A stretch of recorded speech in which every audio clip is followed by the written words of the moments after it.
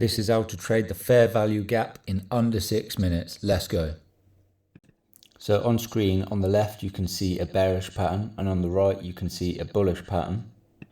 The grey area highlighted is the fair value gap, or it's also known as an area of imbalance. A bearish FVG and spotting it on a chart. So if you look here, we had this spike, then a reversal, changes to a downtrend. Now remember, an FVG has to have a minimum of 3 candles in the pattern, and we can spot the FVG here. Look, we have the wick overlapping this candle, and then we have the wick here of this candle, still bearish, does not overlap that clearly. So we have this FVG here. So I'll just mark this on.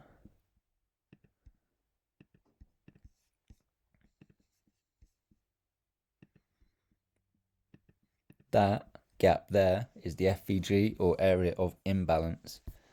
Now why does it happen, or why is it important? It's because it's an inefficient area in the market. During this time there were only sellers, no buyers, no retracement, so it creates an inefficiency which you expect to be filled. And in this case, you know, we consolidated and then we came back up and filled that FVG. And then the expectation is you would then carry on in the original direction, which from here is bearish. So bearish, retracement into the FVG, and then bearish again. So the 2 simple rules to remember are: you must have a minimum of 3 candles, and the upper and lower candles' wicks must not overlap each other. So what I'm going to do now is show you what is not an FVG. Right, so here we're looking at another bearish pattern, and this is not an FVG. Yeah, we have more than 3 candles, but if you look at the wick of this candle, which let's call that, well, we can call this one the first. At this candle, that wick overlaps that wick, but this wick is also overlapping that wick. So this would not count as an FVG. There is no fair value gap. And even though it looks similar to the first pattern I showed you where it fell and then we rose, we didn't then roll back over. We actually went to the upside. So let's see if we can spot, any more. This is a bullish one, and again you can see the wicks overlap each other, so this is not a fair value gap. Right, so I've switched over to MetaTrader just to show you don't need TradingView to be able to spot these areas of imbalance. I'm in a trade right now which is doing pretty well on gold, but let me draw your attention to this bullish impulse here. A 3 candle pattern. This wick is not overlapping that wick. We pulled back into that area, and then guess what? You could have taken a long trade. So that's spotting bullish FVG on here. And now I'm going to switch back to TradingView and we'll find a couple more. Right, I found another great example here. Price was consolidating for a very long time. A sudden spike to the downside.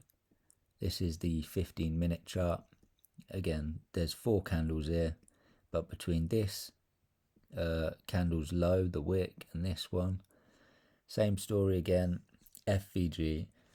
And you can mark this any way you want, rectangles, just draw a few lines, but just make sure you spot the FVG and mark it.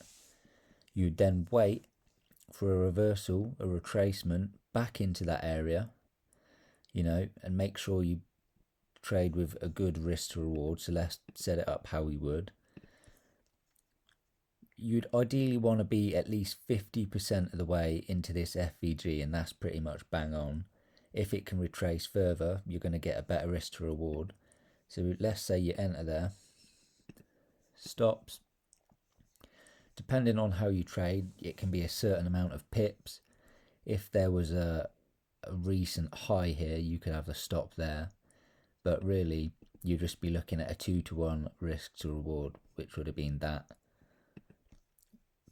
would have hit, and then price would have carried on doing its thing.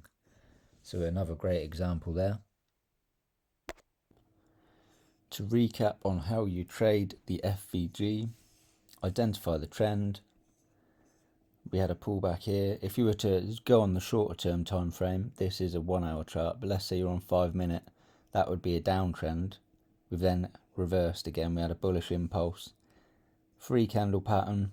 The wicks don't overlap, so you can mark your FVG however you like. You then wait for a retracement into the FVG, and then you wait for a reversal candle again, because you expect price to continue in the original direction of this impulse. Stop loss just below the most recent low, or if you trade a set pip stop loss, just make sure you get a 2-to-1 risk to reward at least. There we go, just shy of this resistance. So I would expect this to play out over the next day or so. It is Friday, but that is how you trade an FVG on a bullish time frame, and then it's simply the reverse for a bearish time frame. Right, that's all for fair value gaps. If you've learned something, please like, please subscribe. There's going to be more market updates coming and more strategies to follow. I'll see you next time.